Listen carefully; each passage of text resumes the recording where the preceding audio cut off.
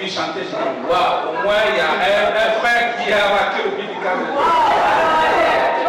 Et nous, le frère, c'est compliqué.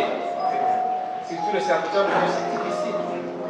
On a des talents, côté musique et mais Dieu il est bon parce qu'il nous a tout donné. Sinon on n'avait rien laissé aux autres. Moi je me rappelle quand je préparais le mariage, je bénis les Seigneur pour cette soeur là qui était au service de fille d'honneur à organiser les choses parce qu'il a du travail. Il me disait à gauche, moi je viens à droite. Après il est obligé de me bloquer, les gens me font. Et au fur et à mesure ça finissait maintenant. Alors ce matin, je vais te parler de quelque chose qui va fortifier ta foi comme étant l'adversité qui t'amène à la gloire. Il s'est posé des questions, mais pourquoi les choses difficiles arrivent devant moi, je règne? Voici la réponse.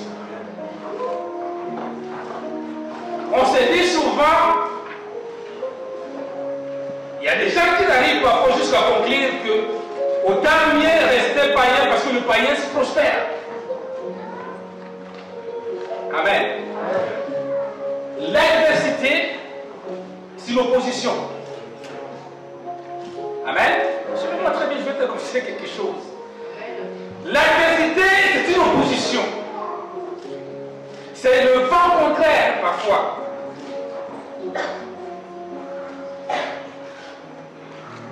C'est des combats.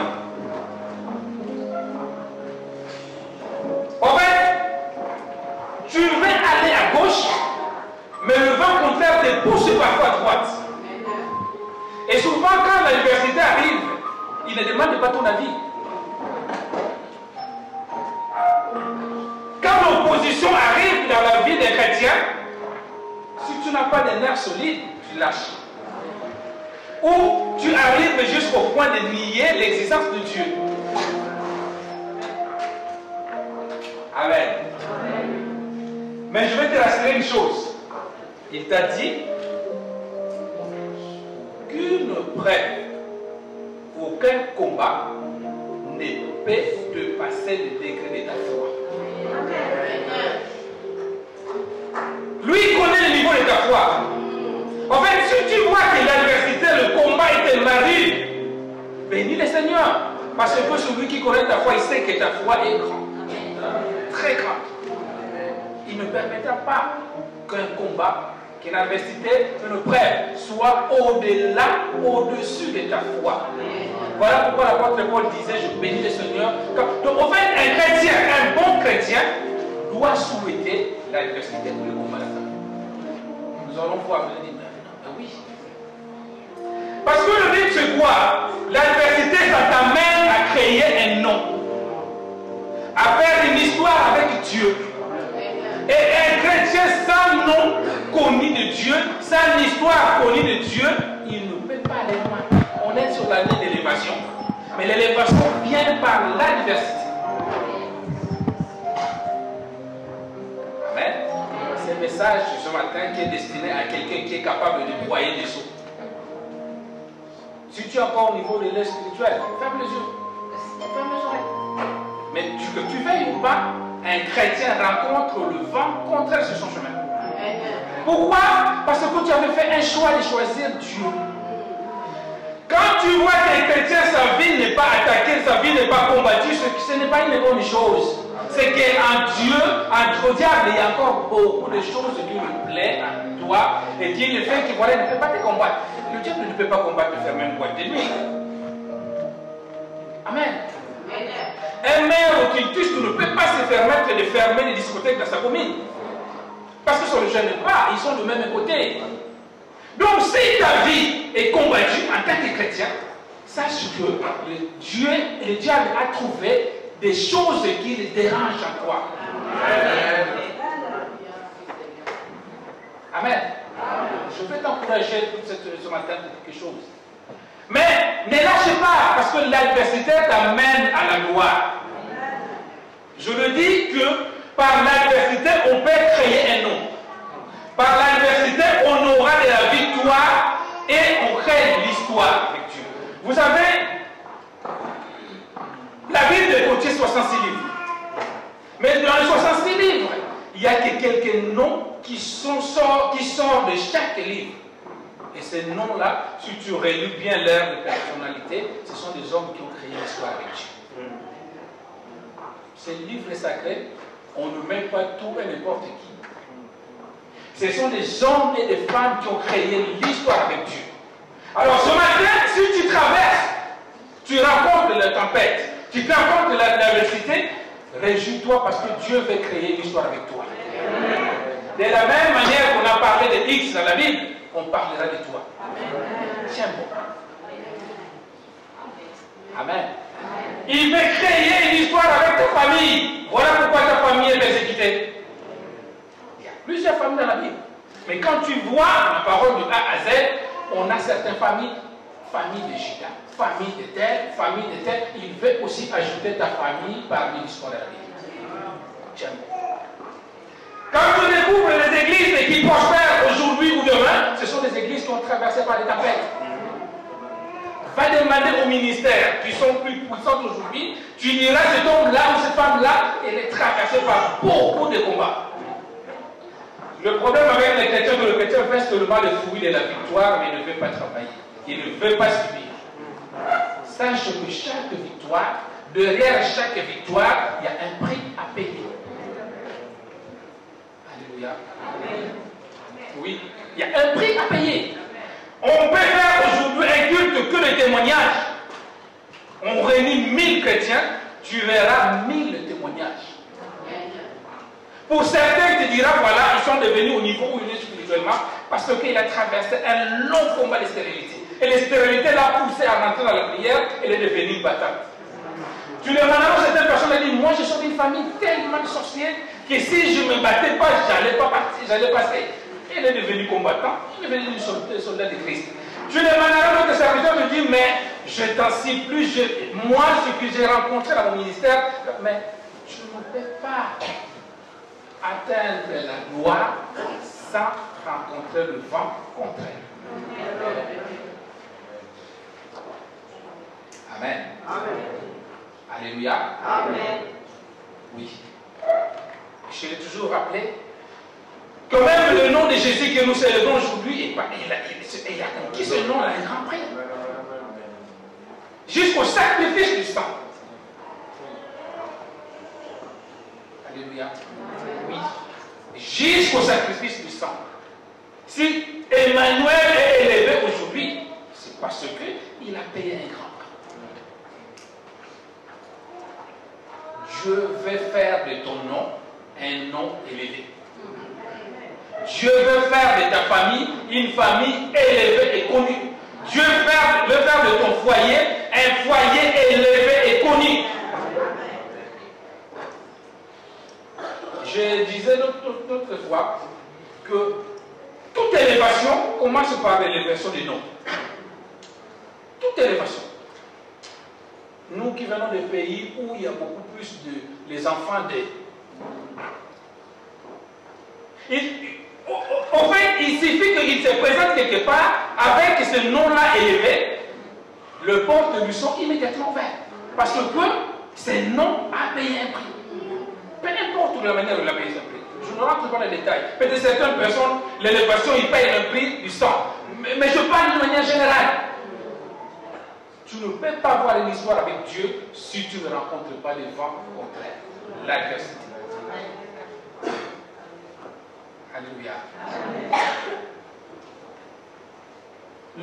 La gloire, c'est le fruit du travail accompli. C'est pour cela que la Bible nous dit, il condamne la paresse. Amen. Il condamne la paresse. Un paresseux, il a dit, la Bible lui dit, un peu de sommeil, un peu d'assouplissement, le temps coule. Pourquoi je dis que certaines personnes sont devenues mauvaises, que jusque parfois devenues des sorciers, des pires de mots? Parce qu'en fait, de la paresse, pendant que les autres travaillaient, et dans la paresse, après quand ils vont se réveiller, voir, ils commencent à jalouser. Tu ne peux pas obtenir, il n'y a rien pour rien sur la terre. Plus tu travailles, plus le fruit sera. L'adversité qui va t'amener à la gloire. Nous aimons la gloire. Si on posait la question qui va être élevé, tout le monde peut être élevé. Mais combien de gens qui sont capables de supporter, d'affronter l'adversité? Ce ne sont pas des hommes extraordinaires qui sont destinés ou prédestinés à la gloire. Toi aussi. On nous parle dans la Bible de certains David. Il était tout petit.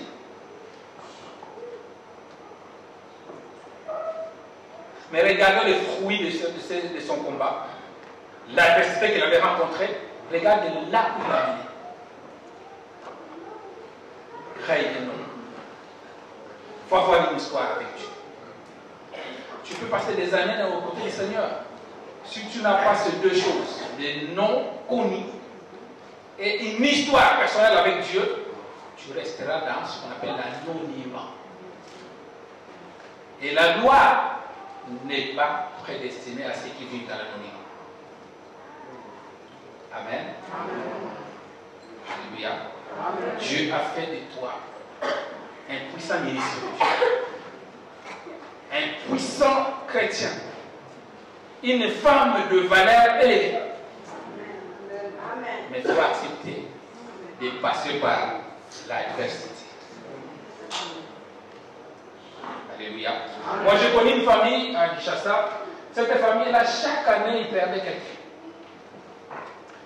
Cette maman-là, elle avait donné 12 enfants. Et chaque année, bon. Chaque année.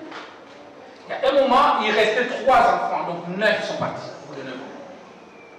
Pour les parents, vous imaginez les douleurs d'une maman qui perd chaque année. Et au moment, cette femme-là, elle s'est dit non, il faut que je me lève.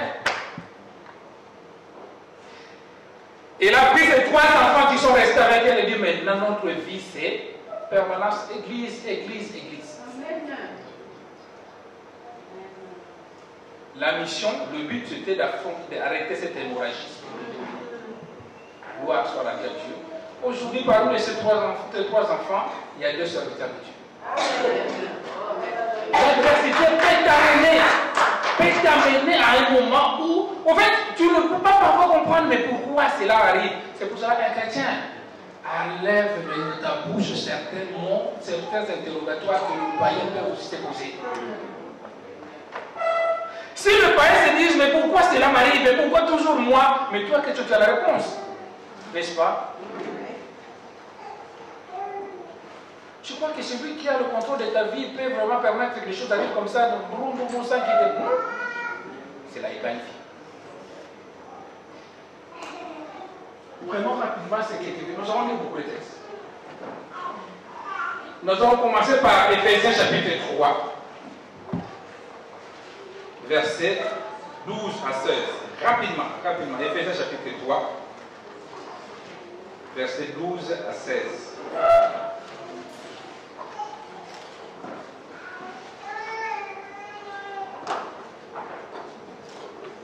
Mais je veux qu'une personne, oui, commence d'abord à préparer 1 Jean, chapitre 4, verset 1er. 1 Jean d'abord. 1 Jean, chapitre 4, verset 1er, après Éphésiens 13. 1 Jean, chapitre 4, verset... 1 Jean d'abord, pardon. 1 Jean, chapitre 4, verset 1er.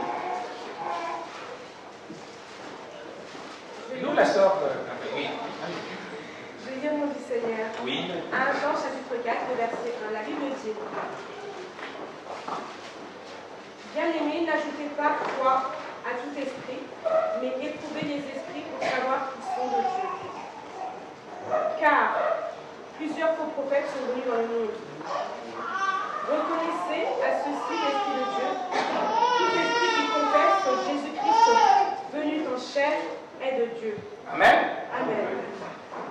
N'ajoutez pas foi à chaque esprit. Quand on fait attention, là ce verset qui fait attention aux prophéties, aux paroles, soit de Dieu ou quoi que ce soit. Mais il a dit, éprouvez-le. Je vais partir de ce verset pour te dire que ne condamnez pas chaque esprit, ne chassez pas chaque démon, soi-disant démon. Parce qu'il y a certaines choses où tu rentres en jeûne et prière, ce ne sont même pas des attaques. Mais c'est juste l'adversité.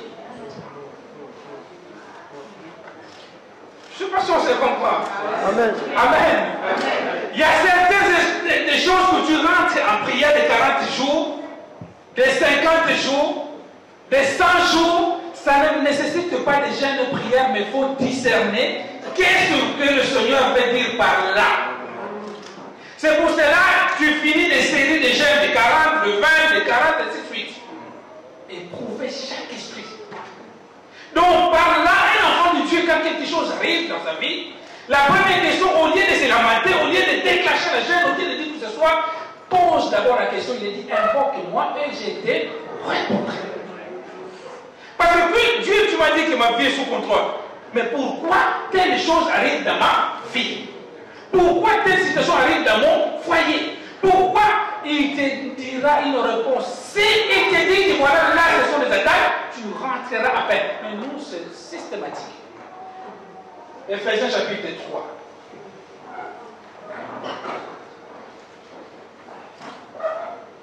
Je lis au nom du Seigneur. Ephésiens chapitre 3, le verset 12.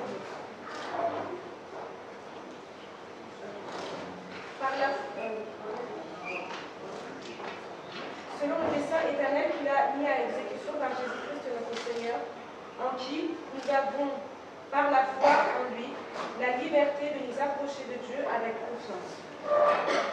Aussi, je vous demande de ne pas perdre courage à cause de mes tribulations pour vous. Amen. Amen. Vous pouvez continuer la maison. De ne pas perdre courage à cause de l'adversité, à cause des blocages, à cause des combats. Continuez les textes à la maison, vous allez voir. Parce qu'il y a un but que lui est prévu pour nous. Nous devons poursuivre ce but-là. Donc, tu es devenu chrétien, c'est pour un but. Le but, c'est quoi? C'est le paradis, le royaume des cieux. Il commence à exhorter, ne vous découragez pas. Combien de chrétiens qui se découragent, qui lâchent la vie chrétienne et oubliant le but. Nous sommes des passagers, peuple de Dieu. Les souffrances que nous allons pouvoir rencontrer, l'adversité que nous pouvons rencontrer, c'est seulement ici, bas sur la terre, ça s'arrêtera. Amen. Alors, pourquoi se décourager pour des choses qui sont passagères? Je vais te rassurer, même si le diable te fait croire que ta vie est finie, ne te peut seulement dire c'est passager. Le Dieu que tu pries, il ne permettra jamais, s'il t'a donné 100 ans à vivre sur la terre, qu'il te passe 80 ans de peur. Non! Il est tellement bon. Mais le diable te fait croire que les 2 ans à peine, les 3 ans à peine, on dirait toute ta vie sera comme ça et pour que tu abandonnes. Le but final, c'est le paradis. Tu es passager. C'est pour cela, quand vous allez continuer ce texte, on nous a dit, prenons plus du temps à embellir ce qui est éternel, le cœur. Parce que c'est le preuve de tout ce que nous voyons des passagers. Je ne veux pas dire par là que voilà, ne mettez pas de masquage, de maquillage ou quoi que ce soit. Non. Bénissez ça aussi parce qu'après ça va attirer l'homme. Mais prenez plus du temps à embellir le cœur. Oui, c'est important d'être très belle et propre, présentable. Sinon, tu vas risquer de prier, de prier, de prier. L'homme ne peut pas, même si le pasteur il est attiré de passer qui est présentable. Sinon, ça sera le démon du masque et de ma IDS, quoi que ce soit, qui n'a rien à voir. 1 Corinthiens chapitre 9.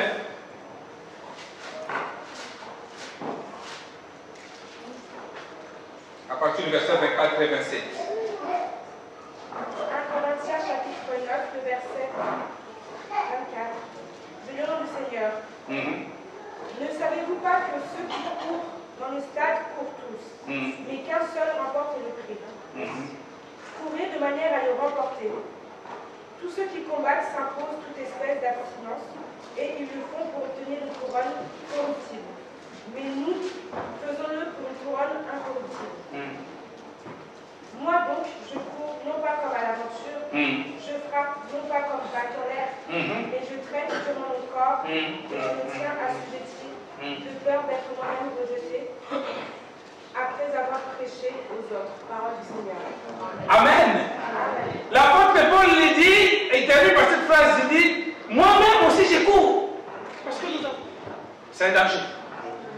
Tu es devenu chrétien dans le but d'aller au paradis. Ce n'est pas simplement pour se voir, louer et chanter, adorer. Non. C'est la première chose qu'on doit mettre sur cette tête. C'est pour cela que certaines personnes oublient l'essentiel.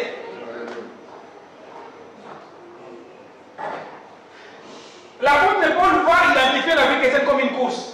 Il a dit, je cours, quand on voit les athlètes à la télé, ces gens-là, ils ont un mode de vie, un régime alimentaire et des choses qu'ils n'ont pas connues. Non, tu verras par exemple un sportif, non, il ne prend pas tout, il ne mange pas n'importe tout parce qu'ils ont un but, l'objectif c'est de remporter une médaille ou une victoire.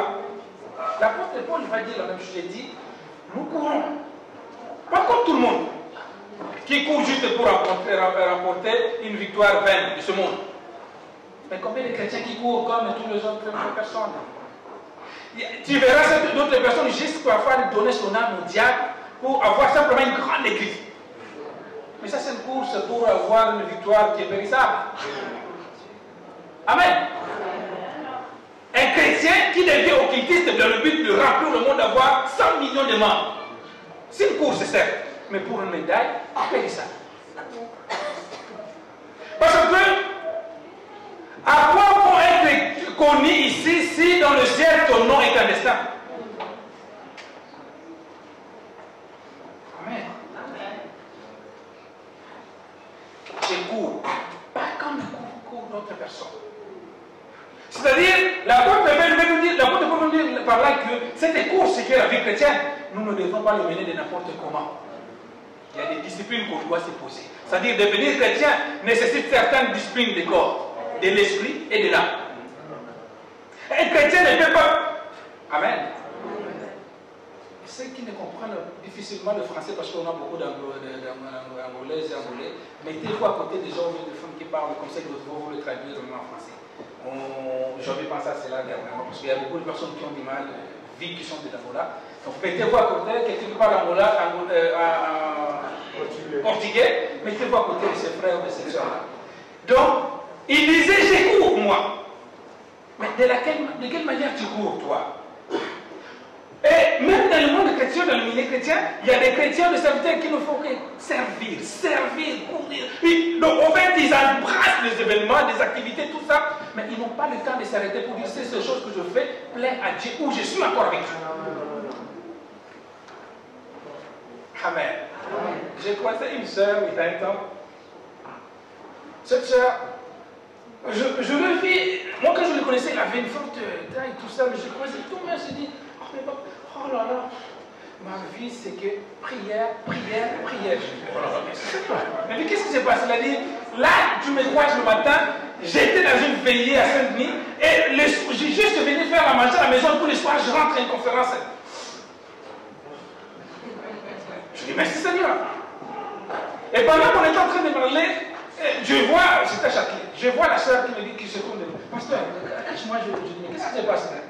Cette soeur-là, je la dois 50 €, mais ça fait longtemps qu'il n'a pas de charge pour elle. La soeur est venue d'un coup. Il a embrouillé sur place. Je dis, mais ma soeur, on sert le Seigneur parfois comme ça. Kilomètre par kilomètre. Faites ce qu'on fait. L'apôtre Paul dit, je cours, oui. Je sers le Seigneur, oui. Je prêche, oui. Je chante, oui. J'adore, oui. Mais, tout en traitant durement mon corps et assujettis mon corps, mon âme et mon esprit dans le Seigneur, parce que le but final c'est le ciel. Amen. Amen.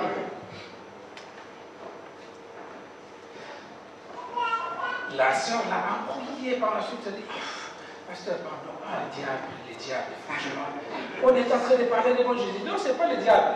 Ce que tu lui dois. En fait, l'occasion se permet qu'aujourd'hui, n'est pas foi. Ce n'est pas le diable, tu lui dois. Tu lui dois. Et il n'avait pas les chances ce jour-là, parce que quelques minutes après, c'est son mari qui appelle. Mais tu es où? Papa, pardon, papa, je ne peux pas te répondre, s'il te plaît. Quand je monte dans mes prières, c'est tout c'est là où le diable. Je dis, mais ton mari n'est pas le diable. Il a juste, la Bible nous dit, d'abord nous devons rendre compte au mari, à la femme, parce qu'avant que tu sois servante, tu es une femme. Non, papa, diable, non, papa. Non, le diable, il est méchant. Il n'est pas méchant, toi. C'est juste ce que tu cours, c'est vrai. Mais de quelle manière tu cours? Alléluia. Durement mon corps, assujettir. On va revenir là depuis quelques jours. Vous savez, quand on va, le mot dur, c'est assujettir le corps. Là, l'esprit. Parce que tu peux faire une course. Mais si un régime alimentaire, tu ne l'as pas assujetti à Jésus-Christ, tu ne remporteras jamais. Jamais. Parce que dans certains domaines, il y a des critères qui sont prévus pour que tu puisses rentrer dans ces domaines-là. Ce qui peut faire, par exemple, du sport. Un footballeur, tu peux avoir un grand talent. Mais si du matin au soir, tu dors en boîte de nuit, discothèque ou alcool, tu n'iras pas loin. Amen. Tu ne peux pas aller loin si tu es un chrétien, mais tout ton corps, ou bien juste ton âme qui est à Jésus-Christ, mais ton corps n'est pas assujetti à Jésus-Christ, tu n'iras pas loin. Parce que certaines adversités nécessitent des gènes. Alléluia. Tu verras, quand il s'agit de louanges, les chrétiens sont là. Alors, le frère, parfois, frère Patrick, c'était court, c'était pas bon, c'était. Mais le même chrétien, quand vous le mettez dans la prière, figure comment ça fait. Mais pourquoi ça fait partie des courses? Quand tu l'amènes en retraite, ça devient compliqué encore plus. Mais comment tu peux vaincre l'adversité pour arriver à la gloire? Alléluia. Je traite Dieu pour arriver à la gloire. Encore un dernier verset, 1 Samuel, chapitre 17. Là, vous voulez noter seulement. C'est là où j'avais commencé mon introduction, 1 Samuel, chapitre 17. C'est là où on parle de l'histoire de David et Goliath. Je disais tout à l'heure que pour être élevé, il faut deux choses. Avoir une histoire avec Dieu et créer un nom. Alors, toi qui se plains, pourquoi toujours moi dans ma famille, on était 10, mais on est 10, mais pourquoi toujours moi? Mais parce que c'est à toi qu'incombe, Dieu a donné l'histoire, la grâce de créer le nom de ta famille. Aujourd'hui, David, il est mort. Jacob, il est mort. Mais nous tous qui sommes là, nous nous revendiquons fils de David et fils de Jacob. Parce que Jacob avait payé un prix, il avait accepté de payer un prix. Aujourd'hui, toi tu payes un prix, mais demain tes enfants se diront fils de Léon. Quand on se voit quelque chose du matin, on se dit, je sors du matin. Mais certains noms, dans la Bible même, ces gens-là n'ont pas d'histoire concrète avec Dieu, leur nom, on les refuse, même en tant que chrétien, on ne le prend pas.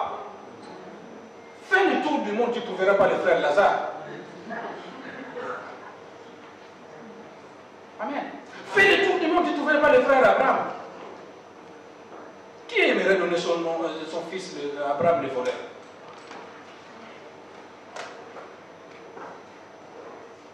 Dieu t'amène pour que tu puisses. Alors comment on va créer l'histoire avec Dieu? Amen. Parce que tant que tu n'auras pas une histoire avec ton Dieu, tu prieras Dieu comme les autres. Ces hommes comme Moïse, vous savez, quand on a une histoire avec Dieu, on s'approprie Dieu. C'est un secret spirituel. Quand tu arrives face à la mer Rouge, face au problème de papier, face au problème de stérilité, face au problème de mariage, c'est lui ou celle qui a approprié Dieu, il dira comme Moïse. On lui dira Moïse.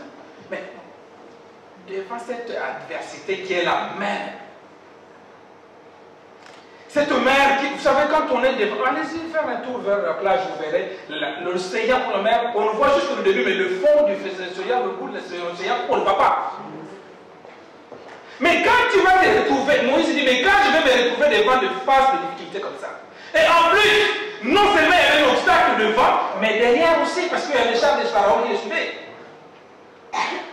C'est ce qui t'arrive, c'est ce qui nous arrive parfois.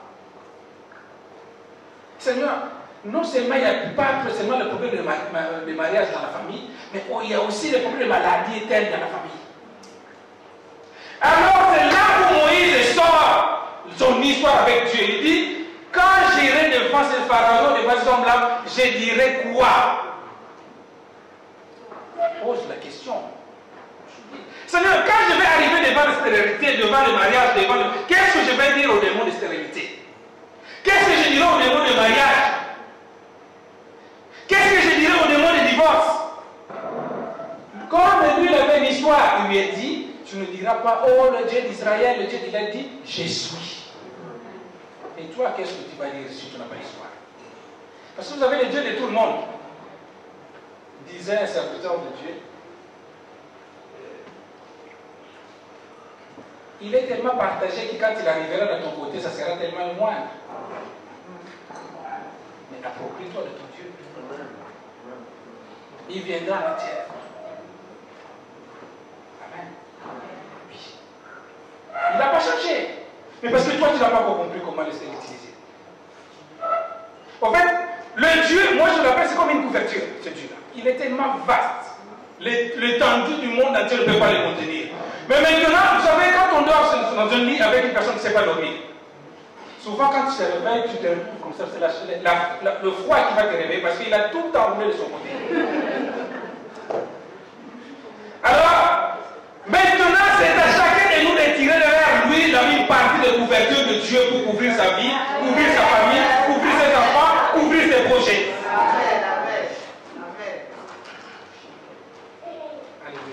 Si toi tu attends la couverture de tout le monde, tu vas te réveiller dans le froid.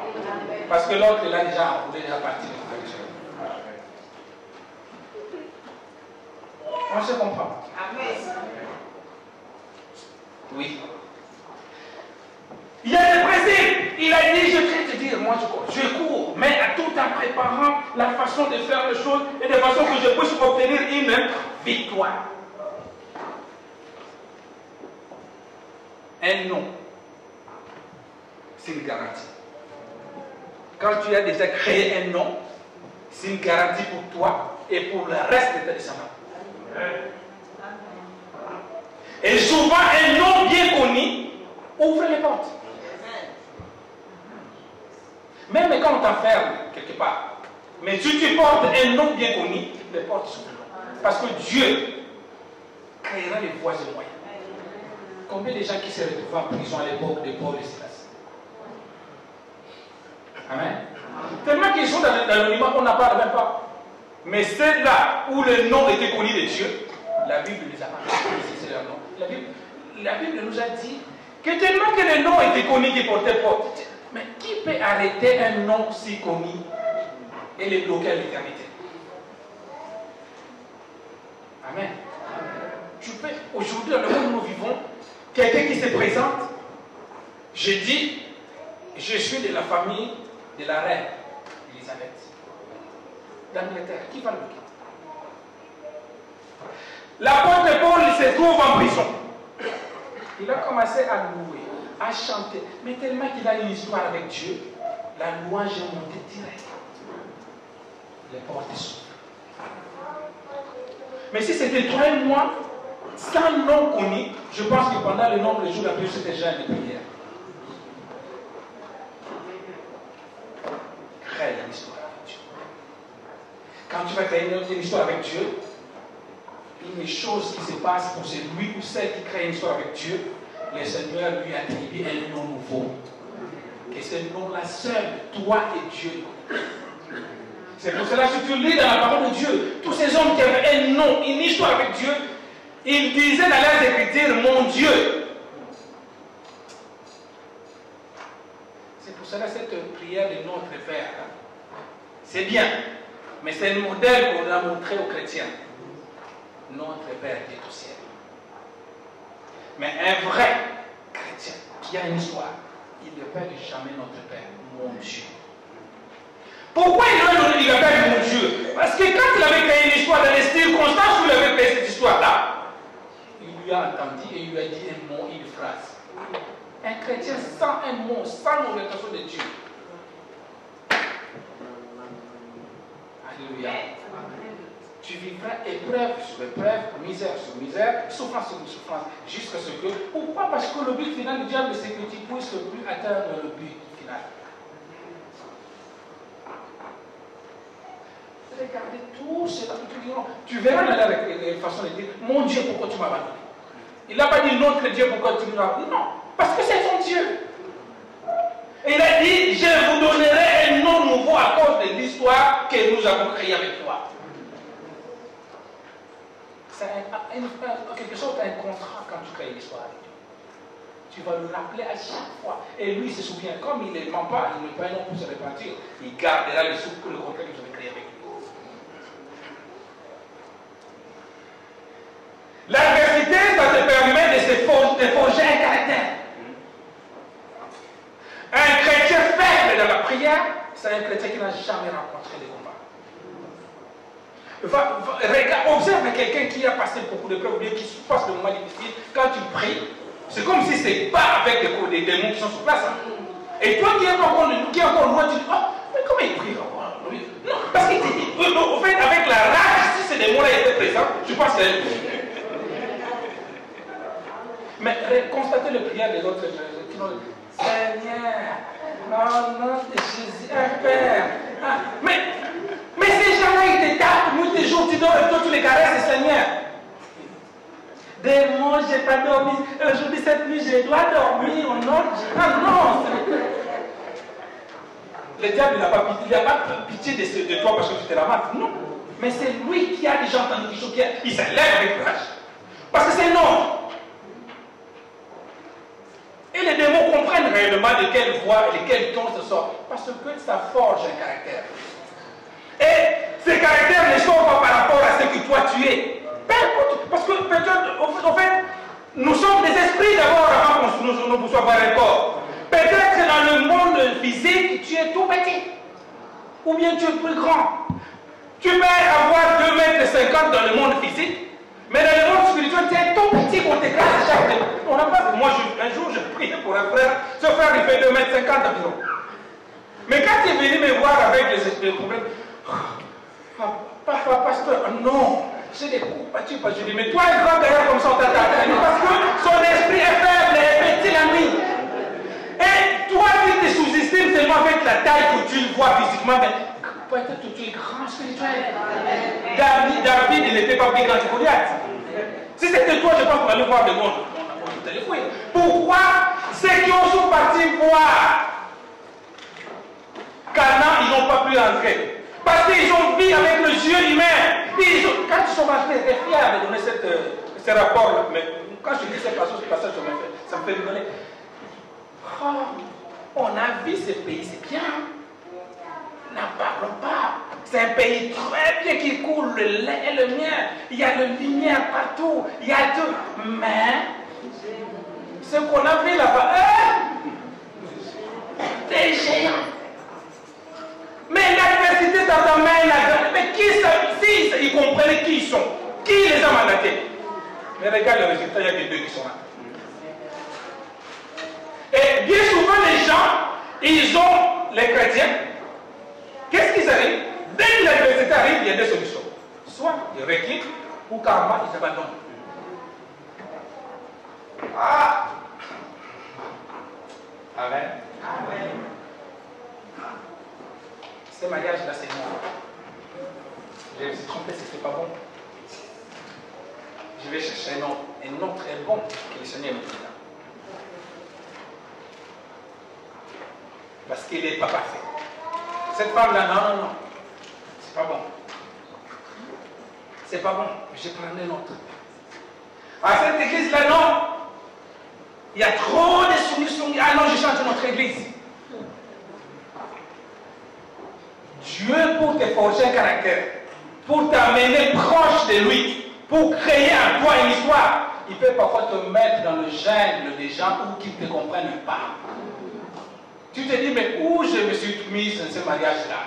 Où je me suis mis dans cette église-là?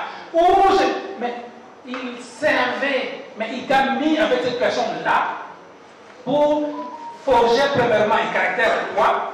Et deuxièmement, pour te faire sortir encore, pas directement, ne fuis pas directement. Parce que sur la terre, ici, tu ne trouveras pas des choses parfaites. Combien de gens qui sont devenus qui ont aujourd'hui acquis leur maîtrise de soi parce que Dieu les a mis à côté d'une femme qui parlait trop. Combien? Mais si tu avais vu que le jeu humain allait quitter ce mariage, cette femme, non. Il y a des femmes qui parlent avec des radios. C'est RTL, BFM qui s'arrête pas. Mais après, ça te donnera le maîtrise de soi. Ce sont des fruits qui seront nécessaires peut-être demain par rapport à ton parcours. Mais si tu avais juste abandonné l'adversité, tu allais nous dire, pourquoi c'est une bonne femme? C'est un bon mari. C'est une bonne église. N'oublie pas, je me dis tout à l'heure que l'objectif final, c'est le paradis. Mais si tu ne vois qu'avec des yeux humains, le combat sera impossible à vaincre pour toi. Mais la Bible nous dit, comme moi j'ai vaincu le monde, vous allez le vaincre. Il a dit, je mis toute adversité devant toi pour faire de cela des marches-pieds qui t'amènera à la gloire. Mais s'il n'y a pas des adversaires, s'il n'y a pas de combat, au fait, à chaque combat que tu gagnes, c'est un échelon que tu montes. Le deuxième combat, c'est le deuxième échelon. Le troisième combat, c'est le troisième échelon jusqu'à ce que tu arriveras au sommet à la gloire. Tu ne peux pas faire une prière. C'est pour ça que la Bible nous dit, il y a une personne qui me disait, mais pasteur, Dieu aussi il est compliqué. Il a dit de prier pour nos ennemis. Oh! Mais quelqu'un qui me persécute, qui me fait du mal, mais pourquoi je dois prier pour? Mais pour faire de tes ennemis marche-pied. Quand tu marcheras, tu seras au sommet et tu le regarderas en bas, tu vas dire, voilà. Mais s'il n'y a pas de sorciers dans ta famille, comment tu seras une femme de prière, un homme de prière? S'il n'y a pas d'attaque dans le milieu où tu es, comment tu seras fort dans la prière? Parce que Dieu sait que quand tu seras fort dans la prière, demain tu seras utile pour tel ou tel domaine. Combien de gens qui sont devenus chrétiens aussi parce qu'ils ont été persécutés par les démons? Mais si tout coule facilement douce, il n'y a pas de combat, il n'y a pas d'adversité, mais tu ne seras jamais. Il y a des femmes qui sont rentrées en jeûne et prière parce qu'elles voulaient le mariage. Sinon, rien de toute leur vie, jamais prié, jamais gêné. Dieu peut permettre que le combat arrive, que l'adversité arrive, mais pour t'amener à la gloire. Et il dit, nous courons. Oui, nous courons. Sur le chemin de Calvaire, Christ avait souffert. Mais aujourd'hui, regardez le nom de Jésus. Regarde. Dans le pays, Portugal, Espagne et tous ces pays-là, souvent qui parlent espagnol ou portugais, le prénom Jésus, c'est un prénom courant. Tu verras Jésus de tel, Jésus de tel. Mais c'est lui qui a une histoire avec Dieu, c'est Emmanuel Jésus. Je veux qu'en sortant de ce message, tu deviennes David. Ne plus fuir Goliath dans ta famille. Ne plus fuir Goliath dans ta vie. Ne plus fuir Goliath dans ton entourage, mais affronte-le. Je veux qu'en sortant de ce lieu, ton nom puisse avoir de l'influence. Que les gens se souviennent de ton nom même après toi. Il faut simplement la stabilité. Il faut simplement certains critères qu'il faut préparer pour atteindre le but et ne pas arrêter ta course. La première chose, c'est ta foi. Dans cette course-là, la première chose, c'est ta foi. La mission du diable, quand il t'amène dans l'adversité, c'est pour te faire perdre la foi.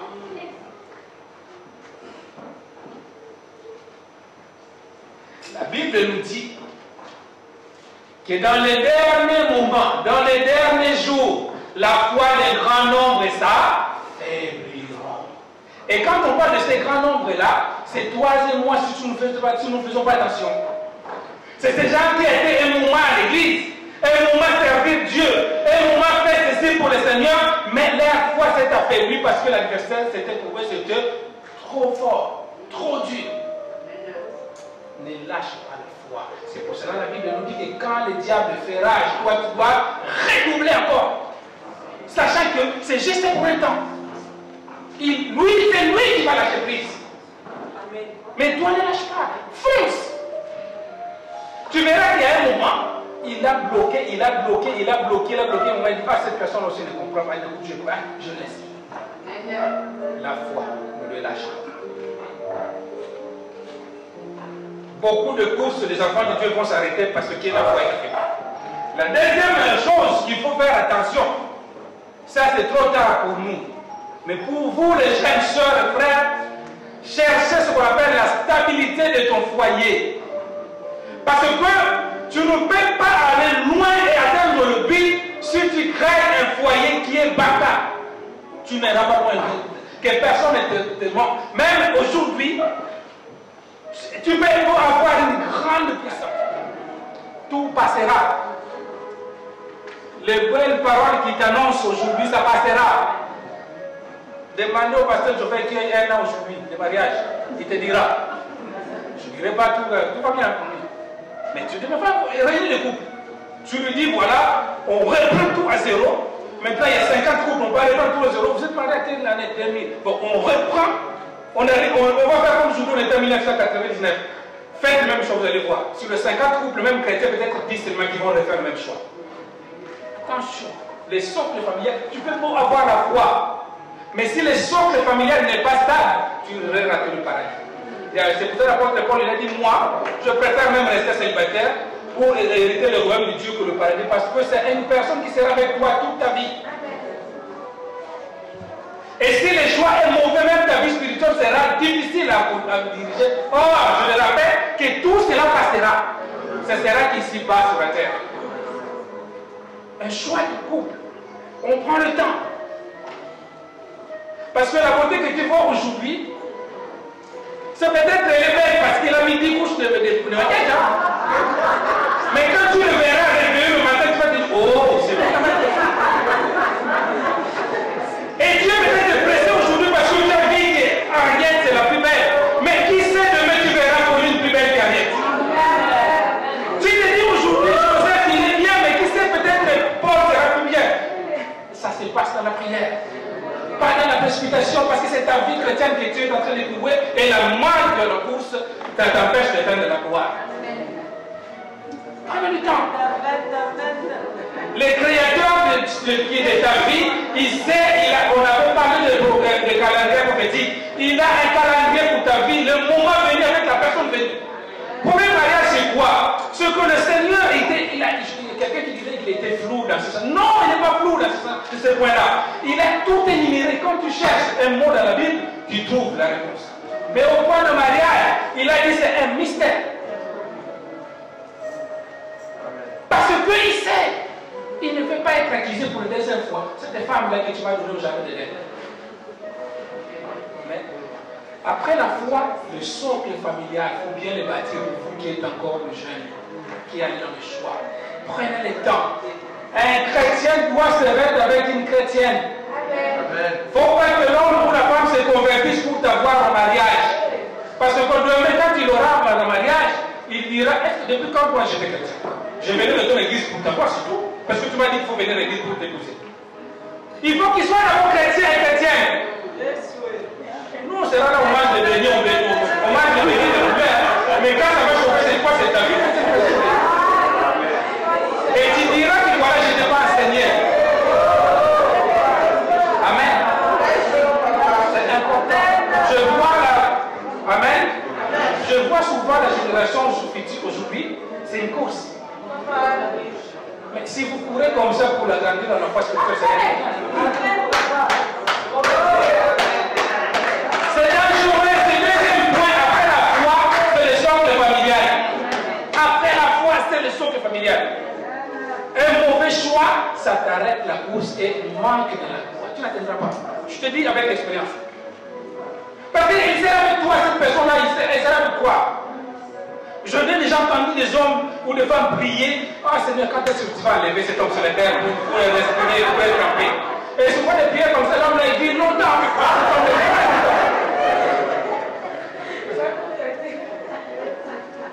Amen. On est en train de rigoler, mais c'est des choses importantes pour le salut. Tout passera, le mariage passera, les choses passeront. Il y a des enfants de Dieu qui se font des crises cardiaques parce que le mariage est tard. Mais non. Vous savez, le diable est méchant. Il te fait croire aujourd'hui que des choses que tu n'as pas, quand tu l'auras sur là, toute ta vie va changer. Nous, on était sans papier à l'époque. On se disait, ah, quand j'aurai le papier, mais on va voir la vie. Mais on a des papiers, qu'est-ce qui t'a changé si tu ne travailles pas? Ceux qui sont des clochards, ce n'est pas des Français de nature. Le travail. Il te fait croire aujourd'hui que tu ne vas pas. Ah, Seigneur, j'ai fouillé les péchés parce que je ne suis pas marié. Mais 99,9% de ceux qui commettent le péché, ce sont des couples, ce sont des mariés. C'est le diable, le menteur, il croit que Seigneur, je veux me régulariser pour éviter l'adultère. Là, tu fuis.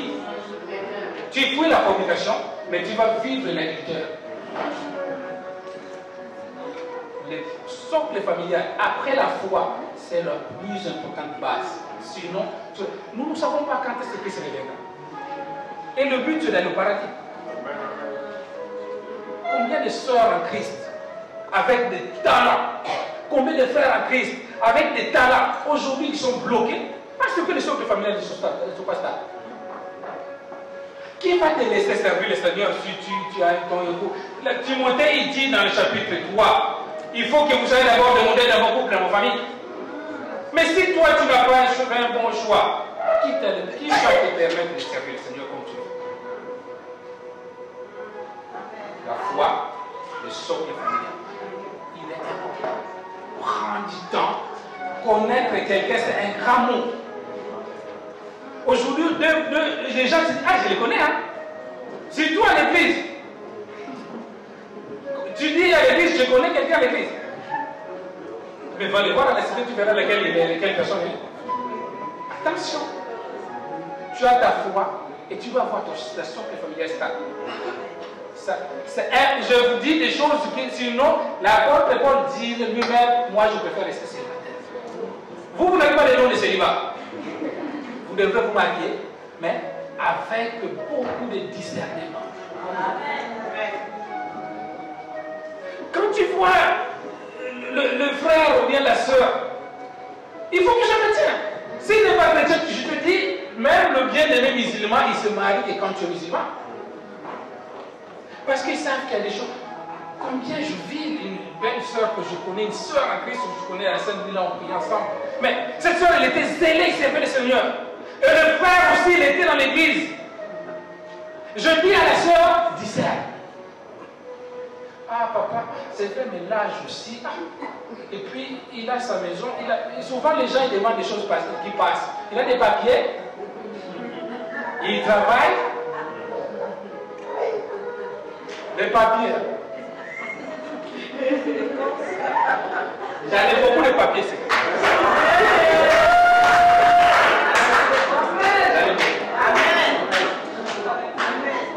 Dis-moi, quand on était chez nous là-bas, on dit des choses vraies. On enlève Francis qui ne connaît pas ça. Mais quand on était là-bas, on avait besoin de demander au papier. Non, soyons honnêtes. Quand on était là-bas au pays, mais parce que là-bas tout le monde a ses papiers, non? Chez moi, on le prenait à la commune, même derrière, il y a un mec de la commune qui te ramène à la maison. Mais pourquoi ça devient le premier critère même parmi les chrétiens? Tu sais, vaut mieux manger un pain sec dans une maison de paix que dormir dans une villa ou matin, midi, soir.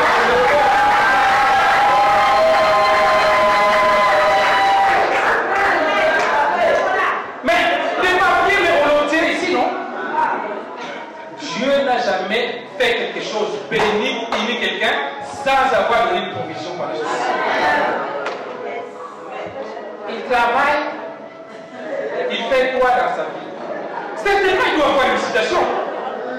Mais il suffit qu'il pousse. Nous, là au pays, hein, parfois c'est des 4 chaises en bois et une petite table. Mariage. Parce que Dieu a dit. Et ces couples-là disent jusqu'aujourd'hui. La foi, la stabilité du socle familial. La troisième chose,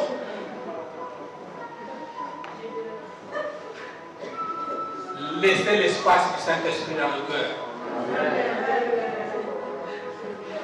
un homme, une femme dont le Saint-Esprit a un espace amoindri, sa grâce d'atteindre un niveau élevé est très faible. Parce que les gens de petit esprit ne voient que les petites choses. Oui. Les gens de faible esprit voient que les faibles choses. Laisse l'espace du Saint-Esprit. Pourquoi les chrétiens n'ont pas beaucoup d'espace, beaucoup d'espace du Saint-Esprit? Parce que le cœur est partagé. Libère le cœur. Laisse l'espace. On peut devenir beaucoup plus connecté avec le Saint-Esprit, avec plus de connexion avec le Saint-Esprit régulièrement. Mais les chrétiens disent moins. Quand tu les vois sur le téléphone, ce n'est pas pour lire la Bible. Pour faire les commentaires des publications dans WhatsApp et puis Facebook. Le Saint-Esprit a une faible place. Certaines sœurs en Christ ou frères en Christ, ils connaissent toutes les publications de la semaine. Mais demande-lui de chanter une chanson de religieux de A jusqu'à Z, il va commencer à... Il y a un qui a demandé, je dis, mais maman Ange, comment il fait pour connaître toutes ces chansons-là? Oh, et cette chanson de maman Ange. Mais parce que si un chrétien doit avoir comme passion Christ.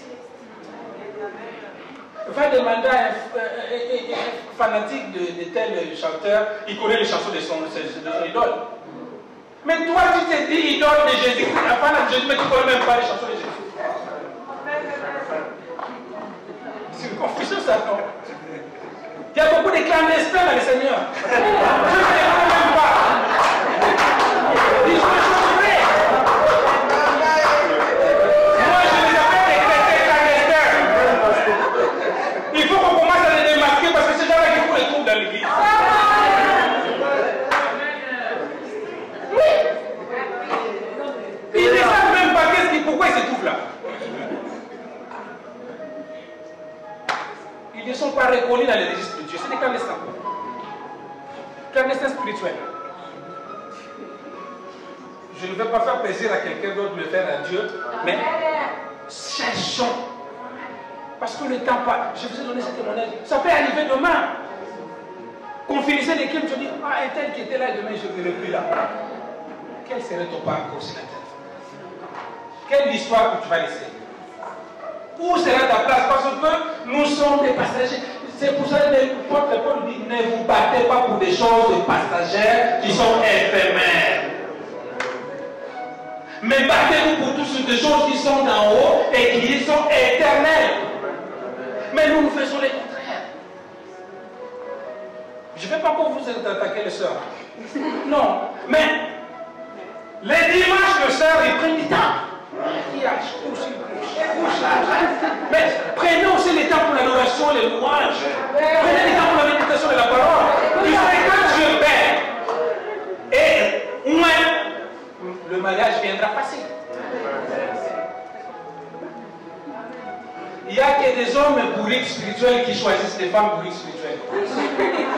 Mais un homme spirituel intelligent révélé choisit la révélation des femmes. Et la révélation des femmes, ce n'est pas par rapport à la côté physique. Et tu verras pour toi. Elle a trouvé ma gage, il a trouvé. Oh, mais lui, comparé à moi, oh, il n'y a pas photo. Mais elle est spirituellement libre. La dernière chose.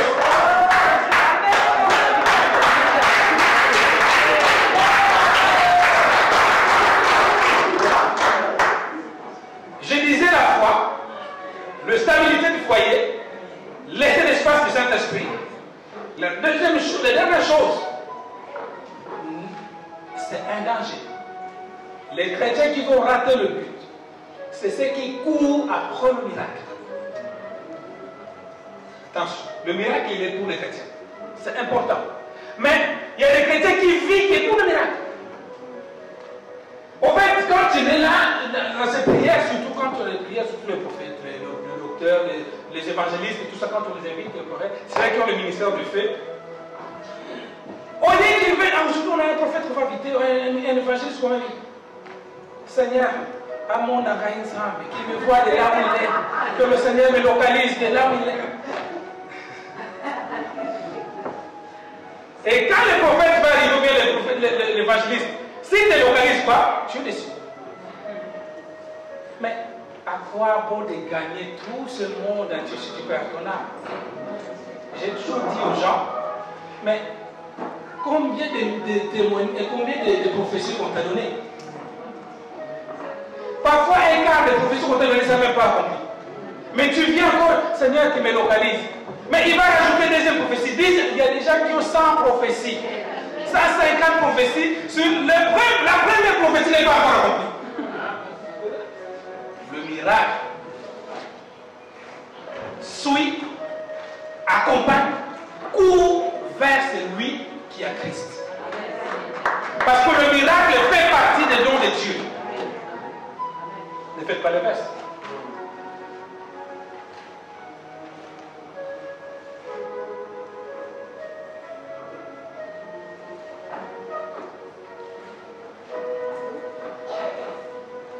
Ne faites pas le reste.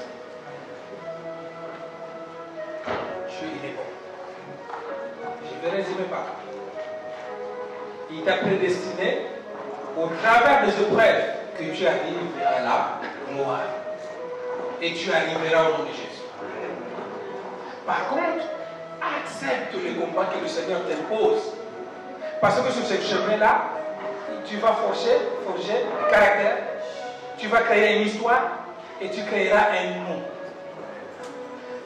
Toute dernière chose, je l'ai dit, respecte le principe des choses qui t'amènent à la gloire. Garde ta foi.